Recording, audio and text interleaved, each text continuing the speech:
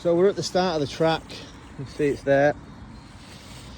He's had a little run around, 5-10 minutes, just to get a bit of energy out of his system, go for a pee and a poo, and just take in the sights, sounds and smells of this environment. Because as soon as he hits this disturbance, that's going to be sent out of context, so that's going to give him something to focus on, okay? Also, have a little think about your starting routine. So I generally stop short of my line, I put the dog into a sit and a down, and then I go through my equipment. If I put my gloves on, I've got my gloves on, I've got my food in my pocket. I get my line out and I go through my line, make sure it's not got any fucking knots and it's all behind me, it's not tangled, okay? This will set your dog up for a win, okay? This is classical conditioning at its best, okay? If you go through this routine all the time, the dog will start to make that connection that it's time for work. So we start to get a build-up of frustration, a bit of motivation and some drive. Now, as long as your dog does understand obedience, all right, or if they're not used to sitting still, then you might just have to tether them somewhere, maybe onto a tree over there, okay, and allow them to down-regulate and calm down themselves. What you don't want is loads of fucking conflict between you and your dog because they won't sit, and then trying to get them to work. All right, that's bad juju, okay?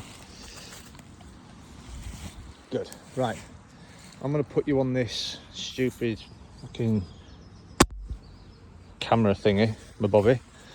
All right, and we're gonna adjust it so I'm on my hands free now.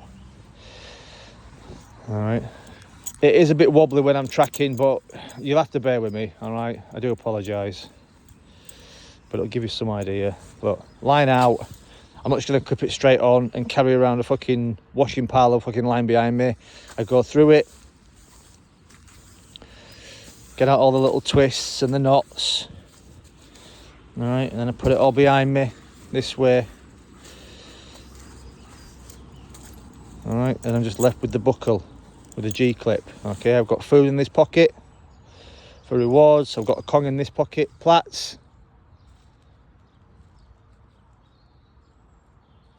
Good lad, well done.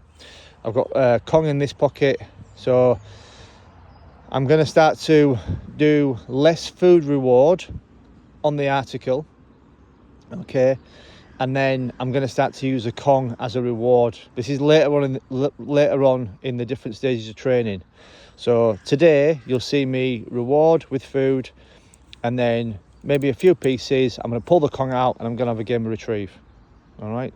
Again, another reason why we do things like power of play is because I want to be able to use a toy as a reward for obediences. Cool, right. Let's clip him up. At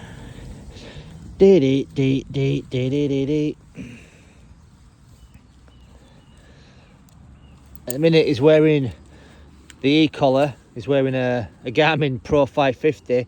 Unlucky for him, it's like carrying a fucking washing machine outside of his head. All right, he's a good lad. We're just working on some e-collar condition at the moment. Right, ready? Let's go.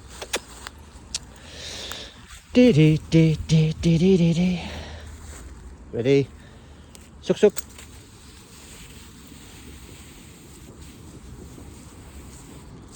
Oh, camera, sorry. I don't let me get too far, so I'm going to try and catch up. Good. So I'm just going to try and I'm going to let him go, see where he goes.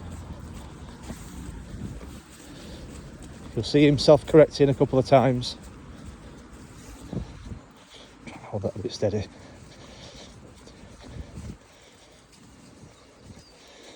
See, he's a fucking fast walker.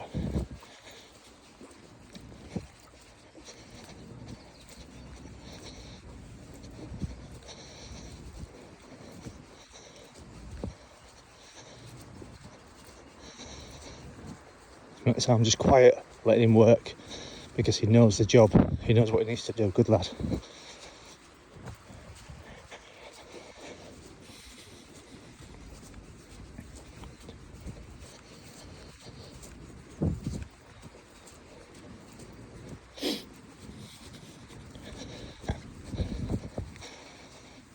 Fucking hell, I need to start running again. Jesus. Out of breath.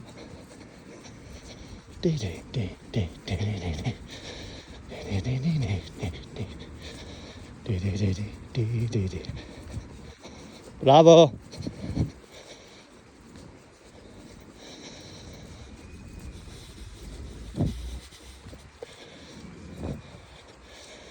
Someone walked on our track. They have. So he's now following the right track. Hey, good lad. Put himself back on. Is that in your nose? It's not.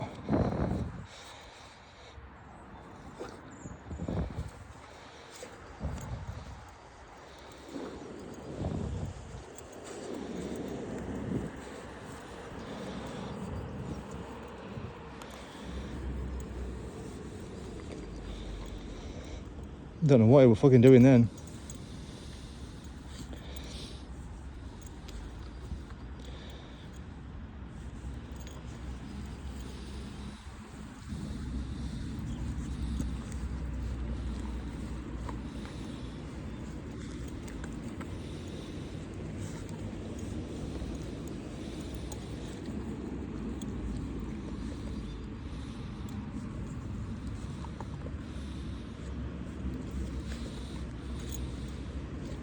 Yes! Good lad. Get it.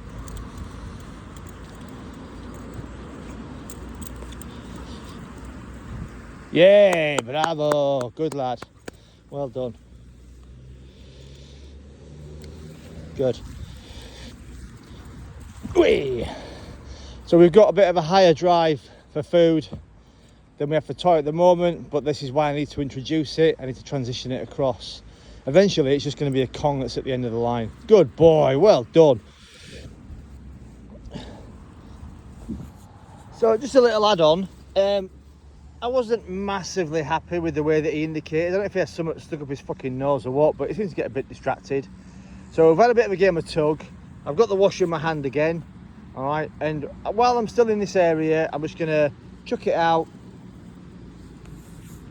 and then work on a bit of, there we go, work on a bit of this indication. Every time he looks up, I'm gonna stop. The quicker he goes down,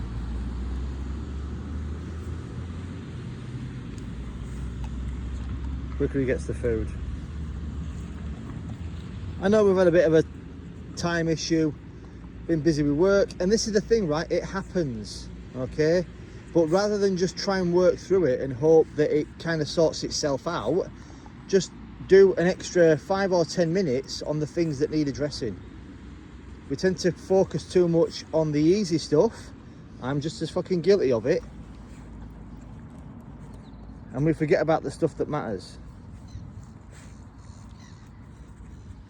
And don't get me wrong, eventually, if you've got a toy waiting at the end of the track or a person, you might not ever come across an article when you're tracking, but it's always good to have it. All right, it's always good to have that discipline.